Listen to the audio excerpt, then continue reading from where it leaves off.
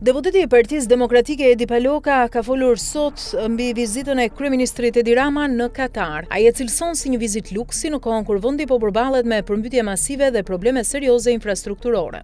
Vendi prej më shumë se 10 ditësh është nën pushtetin e rreshqeve të dendura. Zona si Lezhë janë përmbytur ndërsa një incident i rënd ka ndodhur në aksin Çukës-Qafploç. Rruga e inauguruar vetëm 2 muaj më parë me bujë nga kryeministri Edi Rama dhe zëvendësja e tij u shem duke ngritur pikpyetje serioze për projektin me vlerë 260 milion euro, tha Paloka. Ky i fundit akuzon ashpër kryeministrin se po shfaq një shkëputje totale nga realiteti i qytetarëve. Sipas deputetit demokrat, edhe nëse vizita në Katar do të ishte zyrtare dhe e planifikuar, çdo lider serioz do ta kishte anulluar ato për të qenë pranë vendit të tij në një situatë emergjence. Përkundrazi, edhe sikur të ishte diku jashtë vendit, siç ka ndodhur me qeveritarët e vendeve normale, dhe të ndodhte një situatë e tillë ai duhet ishte kthyer, deklaron ai. Paloka e krahason stilin e jetesës së kryeministrit me atë të djalit adoleshent të një sheiku, i cili sipas tij e përdor pushtetin për të plotësuar çdo tek personale. Un kam qenë nga të parët që e kam zbuluar këtë fakt dhe jo vetëm këtë fakt, por disa herë fakte të tilla për jetën që bën kryeministri ynë që her pas here nuk harron të deklarojë se nuk është që i fli i luksit, por që në fakt, si gjithmonë, bën krejt të kundërtën e asaj që thot. Edhe sikur të ishte një vizitë planifikuar zyrtare, në këtë situatë ku është vendi, çdo kryeministër apo shtetar serioz nuk do të lëvizte nga vendi. Përkundrazi, edhe sikur të ishte diku jashtë vendit, siç ka ndodhur me qeveritarët e vendeve normale, dhe të ndodhte një situatë e tillë në vendin e tij, ai duhet ishte kthyer. Por çfarë tregon kjo? Përveç faktit që e thash dhe pak më parë që ky njeri, unë këtë e kam quajtur për mënyrën për jetën që bën nga momenti që është bërë kryeministër, edhe kur ishte kryetar bashkie, në fakt një adoleshent, djali adoleshent i një sheiku, sepse ky pushtetin përveç të tjerave po e përdor edhe për të plotësuar çdo tek që mund të ketë një adoleshent. Duke filluar nga hapja e ekspozitave në galeritë më ekskluzive dhe më të shtrenjta të botës, ku piktor me famë, jo ky Zhgaravici që nuk ka bërë kur asgjë në jetën e vet, po piktor me famë e kanë vështirë të ekspozojnë qoftë edhe një apo dy vepra të tyre. Ky hap një ekspozit komplet. Në New York, për shembull, një ekspozitë të re e Edi Ramës. Kuptohet se sa qindra mijëra dollar janë paguar që kjo të ndodhë. Dhe jo një, po në 10 ekspozita nga më të famshmet në të gjithë botën, nga Berlini në Tokyo, New York e merat. Ky piktor s'ka qenë kurrë. U përpoq Kristaqi ndjes pas ta bëj piktor, nuk u bë kurrë. E mbajti dhe pedagog, se nuk mund bënte gjë tjetër. E mbajti pedagog në Institutin e Arteve atëherë dhe vetmja vepër e Ramës në atë kohë është zbuluar,